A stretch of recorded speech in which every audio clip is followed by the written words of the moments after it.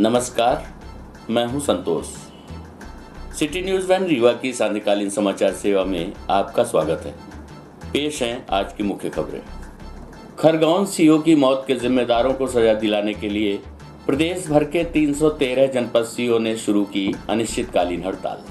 भगवान शिव का ऐसा धाम जहां प्रकृति खुद करती है शिवलिंग का जलाभिषेक। छेड़खानी के विरोध में मनचले युवक ने युवती को जिंदा जलाया।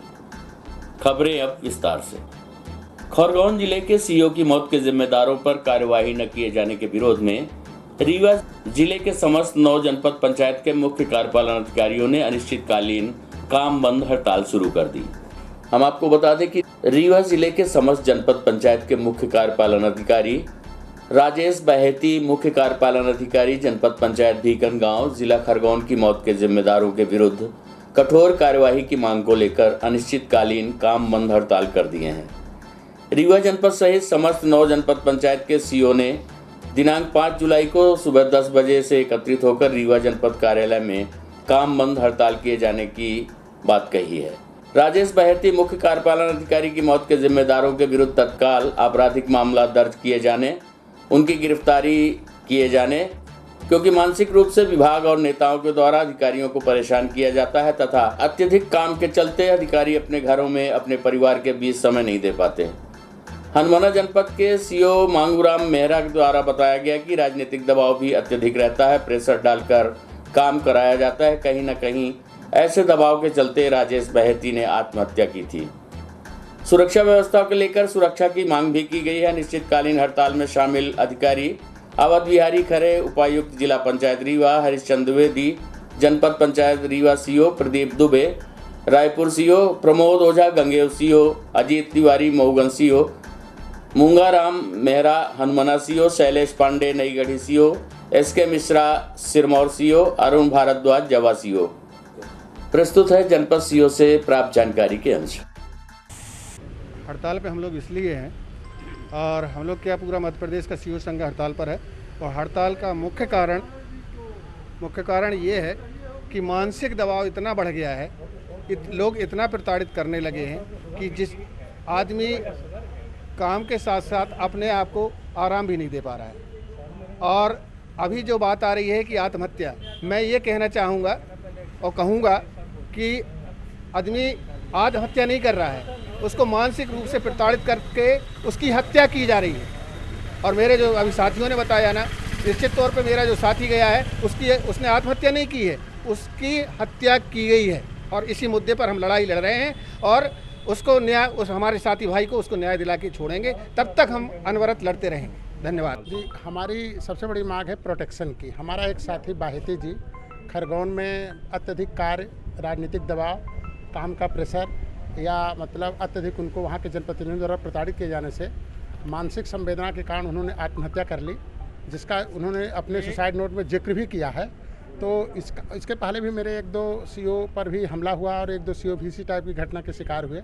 निहायत तौर पर अत्यधिक कार्य का दबाव है। हम करीब 35 विभागों का बहुत सारा काम करते हैं। सुबह 4 बजे से लेकर रात में 12 बजे तक हम लोग काम करते हैं बराबर। तो कार्य का दबाव और बगैर संरक्षण के हम लोगों पे आए दिन कुछ न कुछ इस टाइप की हमले होते रहे हैं। राजनीतिक दबाव अत्यधिक है, अपेक्षाएं अत्यधिक हैं, लेकिन हम लोगों को प्रोटेक्शन सबसे कम है। कार्य का दबाव तो ठीक है, काम तो अपन लोग करते ही आ रहे हैं और सफलतापूर्वक काम हम लोगों ने अब तक ग्रामीण विकास के अलावा अन्य जो भी दायित्व शासन द्वारा सौंपे गए सब किए। पर अत्यधिक दबाव के कारण मानसिक अत्यधिक पीड़ा हो रही है, संवेदना हो रही है। अब हम लोगों को ऐसा लगता है कि हम लोग कार्य के बोझ तले मानसिक तौर पर कहीं न कहीं हम लोग मतलब अपने आप को कमज़ोर महसूस कर रहे हैं। तो इस तथ्य को ध्यान में रखते हुए हम लोग अनिश्चितकालीन हड़ताल पे संघ के आह्वान पे आज से जा चुके हैं।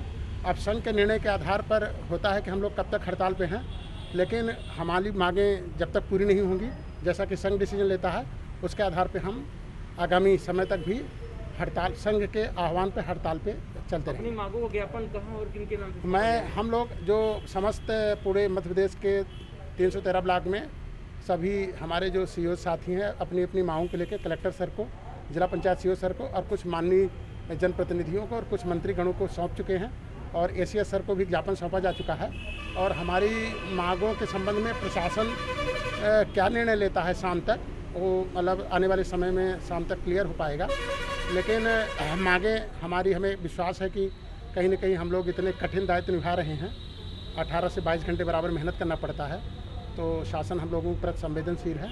अब जैसा भी निर्णय लेता है हमारा संघ, वैसा हम लोग आगे की कार्रवाई करेंगे। छेड़खानी का विरोध करने पर प्रेमी ने प्रेमिका को जिंदा जलाया। जलाने के बाद प्रेमिका को हॉस्पिटल में दाखिल कराया और फरार हो गया। पुलिस ने मामला दर्ज कर आरोपी को किया है गिरफ्तार। हम आपको बता दें कि तमाम योजनाओं के बावजूद महिलाओं के विरुद्ध किए गए अपराधों में कोई कमी नहीं आ रही है। कहीं बलात्कार तो कहीं ऑनर किलिंग तो कहीं छेड़छाड़। महिलाओं के प्रति समाज में बढ़ती असंवेदनशीलता के चलते सरकार एवं शासन की भी फजीहत होती है। हम आपको बता दें कि वर्ष 2018 में 28,942 मामले, वर्ष 2019 में 27,560 मामले, वहीं SC/ST वर्ग की महिलाओं के वर्ष 2018 में 1,868 मामले, 2019 में 1,922 मामले सामने आए हैं।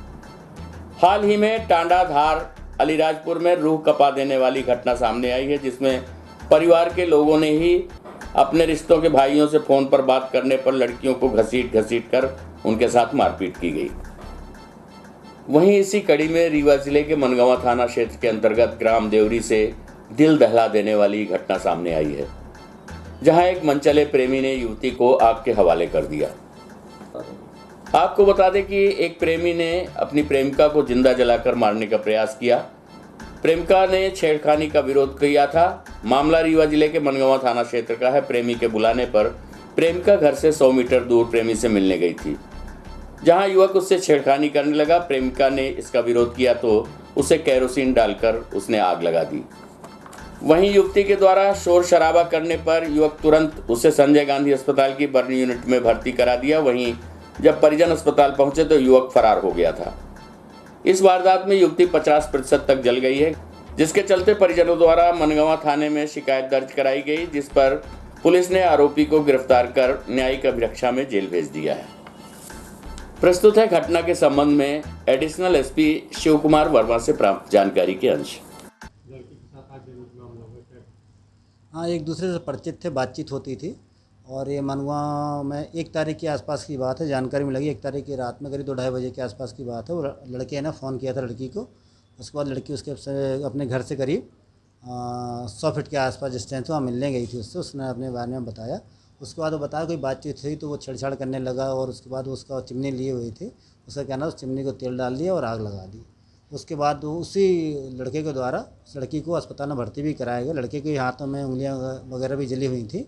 उसके बाद लड़के का वही वहाँ ट्रीटमेंट हुआ, लड़की भर्ती थी। परिजनों को पता लगा तो परिजन जब पहुँचे तो लड़का वहाँ से चला गया था। इसके बाद रिपोर्ट एक दिन नहीं हुई, परिजनों ने कोई खबर नहीं की थी। 3 तारीख को परिजनों की रिपोर्ट पर से पुलिस ने 307 का प्रकरण पंजीबद्ध कर लिया। उसके बाद आरोपी को गिरफ्तार करके जेल भेज दिया गया। आरोपी को यही भर्ती कराया था या सामुदायिक स्वास्थ्य? आरोपी प्राथमिक उपचार करा के यहाँ भर्ती कराया था उसने। रीवा की युवती के साथ रायपुर छत्तीसगढ़ में हुए दुष्कर्म के बाद पीड़ित युवती ने रीवा में रिपोर्ट दर्ज कराई। डबल सैलरी का लालच देकर उसे रायपुर के एक होटल में बुलाकर एक ट्रांसपोर्टर ने उसके साथ दुष्कर्म किया। पीड़ित युवती की छत्तीसगढ़ में रिपोर्ट दर्ज न किए जाने पर वह अपने गृह नगर रीवा पहुंची और महिला थाने में जाकर अपनी रिपोर्ट दर्ज कराई है। हम आपको बता दें कि पीड़ित युवती के साथ छत्तीसगढ़ की राजधानी रायपुर स्थित ट्रैवल एजेंसी में कार्य करने के दौरान ट्रांसपोर्टर वहां आया और उसने डबल सैलरी में नौकरी देने का लालच देकर उसे होटल में बुलाया। वो जब होटल पहुंची तो उसने काफ़ी में नशीला पदार्थ मिलाकर उसे पिला दिया। इसके बाद उसके साथ रेप किया। उसे जब होश आया तो आरोपी वहां से भाग चुका था, जिसके बाद पीड़ित युवती ने रीवा महिला थाने में शिकायत दर्ज कराई है। रायपुर में 3 माह तक शिकायत पत्र लेकर वो भटकती रही, लेकिन रसूखदार ट्रांसपोर्टर के खिलाफ केस दर्ज नहीं किया गया। ऐसे में उसने रीवा पहुंचकर परिजनों को इसकी जानकारी दी, जिसके बाद परिजनों ने थाने पहुंचकर ट्रांसपोर्टर आरोपी के खिलाफ रिपोर्ट दर्ज करवाई, जिसके बाद युवती के बयान के आधार पर मामला दर्ज कर लिया गया है। केस डायरी जांच के लिए संबंधित थाना भेजी गई है। पुलिस के मुताबिक युवती के पिता छत्तीसगढ़ के रायपुर में नौकरी करते थे। कुछ माह पहले ही वे पत्नी के साथ लौटकर रीवा आ गए थे। बेटा और बेटी वहीं रहकर पढ़ाई करते हैं और जॉब करते हैं। प्रस्तुत है इस घटना के संबंध में एडिशनल SP शिव कुमार वर्मा से प्राप्त जानकारी के अंश।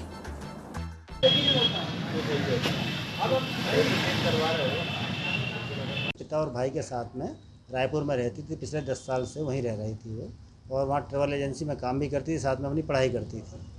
और उसी समय वो ट्रैवल एजेंसी में किसी व्यक्ति अग्रवाल व्यक्ति के संपर्क में आई। उसने कहा कि मैं आपको अपने यहाँ काम देता हूँ और वहाँ सैलरी भी आपको अच्छी दूंगा, ऐसा करके उसको बुलाया।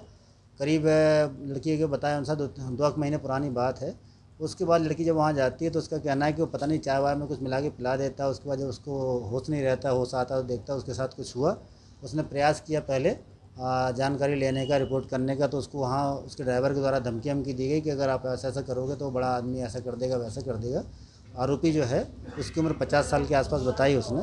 इसके बाद लड़की फिर यहाँ घर था रीवा, तो यहाँ आ गई, और यहाँ आके उसने महिला थाने को जब खबर की तो हमने उस मामले को संज्ञान में लेके 0 पे प्रकरण पंजीबद्ध करके रायपुर छत्तीसगढ़ पुलिस को भेज दिया है। टीआरएस कॉलेज की तर्ज पर गंगा कछार के भवन में कन्या महाविद्यालय की ब्रांच शुरू किए जाने के लिए एनएसयूआई ने रीवा आयुक्त को सौंपा ज्ञापन। हम आपको बता दें कि एनएसयूआई ने रीवा आयुक्त को ज्ञापन सौंपते हुए कहा है कि रीवा में पिछले 50 वर्षों से एक ही कन्या महाविद्यालय का संचालन चल रहा है। पिछले कई वर्षों से नया कन्या महाविद्यालय ब्रांच खोले जाने की मांग की जा रही है। छात्राओं ने एडमिशन के समय पिछले कई वर्षों से दिक्कतों का सामना उन्हें करना पड़ता है। ऐसे समय में सीटें न बढ़ने के कारण बाहर जाना पड़ता है। हमारे परिवार की आर्थिक स्थिति ठीक नहीं है कि हम बाहर जा सके। टीआरएस कॉलेज के आसपास जमीनों में law college, new science college और शिक्षा केंद्र एक ही जगह पर स्थापित है, जिससे युवाओं छात्रों को प्रवेश हेतु परेशानी नहीं होती। इसी तर्ज पर कन्या महाविद्यालय जीडीसी की एक ब्रांच गंगा कछार भवन भूमि में नवीन कन्या महाविद्यालय की स्थापना किए जाने की छात्राओं द्वारा मांग की गई है। उन्होंने कहा है कि ये अति आवश्यक है। इससे हमें छात्राओं के परिवारों को उच्च शिक्षा के लिए भटकना नहीं पड़ेगा तथा लगातार हो रही एडमिशन की समस्या भी खत्म हो जाएगी। इस संबंध में उन्होंने आयुक्त रीवा से निवेदन किया है कि गंगा कछार में कन्या महाविद्यालय की ब्रांच स्थापित कराए जाने की कृपा करें। प्रस्तुत है इस संबंध में एनएसयूआई की छात्राओं से प्राप्त जानकारी के अंश। ज़मीन है उसको जो है बेचा ना जाए। वहाँ पे हमारा गर्ल्स कॉलेज है, उसको बड़ा किया जाए। गर्ल्स को बहुत प्रॉब्लम होती है, वो टीआरएस कॉलेज नहीं जाती क्योंकि वहाँ पे बॉयज़ रहते हैं, उनको पढ़ना नहीं पसंद, तो वो गर्ल्स कॉलेज में ही जाना चाहती हैं। और वहाँ सीट क्या बोलते हैं कि ज़्यादा नहीं रहती जब एडमिशन होता है, और फीस भी क्या बोलते हैं टीआरएस कॉलेज में वगैरह में ज़्यादा, यहाँ थोड़ा कम रहती है। तो हम वही चाहते हैं कि हमारा जो गंगा कछार वाली ज़मीन उसको ना बेच के वहाँ पर हमारा कॉलेज जो है बड़ा किया जाए। किसके नाम ज्ञापन सौंपा है? ये हमने कमिश्नर साहब का नाम क्या आश्वासन दिया कमिश्नर साहब ने? कमिश्नर साहब ने बोला हम ये पर्चा जो हम भिजवाते हैं अभी, और आपकी मांग पूरी की जाएगी। अगर नहीं की गई मांग पूरी तो नहीं की जाएगी तो हम फिर आवाज़ उठाएंगे। भगवान शिव का ऐसा धाम जहां प्रकृति खुद करती है शिवलिंग का जलाभिषेक। विंध्य की वसुंधरा में कई ऐसी प्राचीन व ऐतिहासिक जलप्रपात, मंदिर, किला स्थित हैं जिन्हें देखकर लोग मंत्रमुग्ध हो जाते हैं। हम आपको बता दें कि ऐसी ही एक जगह है घिनौची धाम, जहां प्राचीन शिवलिंग का 12 महीने जलाभिषेक प्रकृति करती है। सिरमौर की घाटियों के बीच हरे भरे जंगल में घूमने सैकड़ों लोग पहुंचते हैं। खासकर सावन माह में यहाँ भक्तों और घूमने वालों का जमावड़ा लगा रहता है। पूजा अर्चना सहित भंडारे व मेला का भी आयोजन होता है। यहाँ बंदर भी काफी संख्या में हैं जो हर पल लोगों का मनोरंजन करते हैं। इस जगह पर रीवा ही नहीं बल्कि आसपास के जिले से भी लोग घूमने आते हैं। पावन घिनौची धाम रीवा मुख्यालय से करीब 45 किलोमीटर दूर व सिरमौर से 4 किलोमीटर की दूरी पर है। चारों तरफ पहाड़ों से घिरा हुआ और धरती से लगभग 300 फीट नीचे स्थित है। यहाँ अदृश्य जल स्रोत एवं प्राकृतिक जल के रूप में भगवान भोलेनाथ के अति प्राचीन शिवलिंग का अभिषेक 12 महीने 24 घंटे लगातार हो रहा है। भगवान भोलेनाथ की महिमा यहाँ देखते ही बनती है। यहाँ दूर दूर तक जल का कोई स्रोत भी नहीं है, फिर भी अदृश्य जल स्रोत के रूप में पहाड़ों चट्टानों से होते हुए पवित्र जलधारा सीधे भगवान भोलेनाथ के शिवलिंग का अभिषेक करती है। पौराणिक मान्यताओं के अनुसार त्रेता युग में मर्यादा पुरुषोत्तम राम और माता सीता के पुत्रों लवकुश का जन्म भी पावन घिनौची धाम की घाटी में ही हुआ था, जिनकी शिक्षा दीक्षा भी महर्षि वाल्मीकि जी के द्वारा पवित्र शिवलिंग के मार्गदर्शन में पूरी हुई थी। वाल्मीकि और लवकुश की निर्मित प्रतिमाएं भी यहाँ एक ऊंचे सर्पिलाकार चट्टान के नीचे विराजमान है। यहाँ आने के बाद यहाँ की प्राकृतिक सुंदरता और चारों तरफ की हरियाली देखकर मन को परम शांति का अनुभव होता है। साथ ही भगवान भोलेनाथ के पवित्र शिवलिंग पर जल चढ़ाने मात्र से हर मनोकामना पूर्ण हो जाती है। इस तरह से ये स्थान पर्यटन एवं धार्मिक दोनों रूप से अति महत्वपूर्ण है। घिनौची धाम पहुंचने के लिए पहले लोगों को काफ़ी संघर्ष करना पड़ता था या घने जंगलों के बीच से जाना पड़ता था। बहुत ही कम लोग यहां पहुंच पाते थे, लेकिन वन विभाग द्वारा पर्यटन के रूप में विकसित हो रहे इस जगह तक पहुंचने के लिए एक कच्चा सुगम रास्ता शिवलिंग तक पहुंचने के लिए सीढ़ियां, पानी, टॉयलेट, सुरक्षा की नज़र से बाढ़ सहित अपना सुरक्षा कर्मी भी तैनात कर रखा है।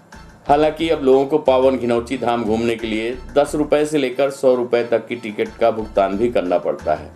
आइए सुनते हैं पर्यटकों सहित सुरक्षा कर्मी RN सिंह से प्राप्त जानकारी के अंश। नहीं, कटरा से अपना गांव भी 10 किलोमीटर अंदर पड़ता है। मेरे पिताजी का नाम श्री रंगलाल गुप्ता है। आया करता हूँ यहाँ, मैं 2-4 बार आ चुका हूँ। बहुत अच्छा स्थान है, प्रसिद्ध स्थान है, नहाने में बहुत अच्छा लगता है और यहाँ फैमिली लोगों को भी लेके आ सकते हैं हम लोग। बहुत अच्छा है, मंदिर है।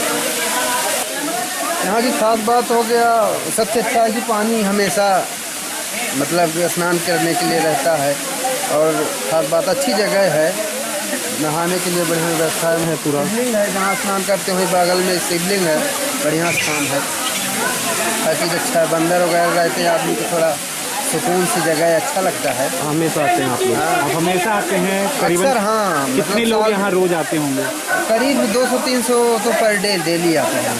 अपनी जैसी व्यवस्था है 4 चक्का वगैरह गाड़ियों की, ठीक बढ़िया व्यवस्था अच्छी है। यहाँ पे हम लोग वैसे भी छुट्टियाँ रहती नहीं, कभी हमेशा ऑल टाइम बिजी रहते हैं, लेकिन जब भी कभी हफ्ता में या 15 दिन 20 दिन में 1 महीने में हमेशा यहाँ आया करते हैं। उसकी वजह क्या है कि यहाँ की प्राकृतिक सौंदर्यता माइंड ब्लोइंग। जो भी बंदा एक बार यहाँ आएगा तो उसका मतलब यहाँ का दृश्य जो है इतना अपनी तरफ आकर्षित करता है कि वो बार बार आने की जिक्र करेगा।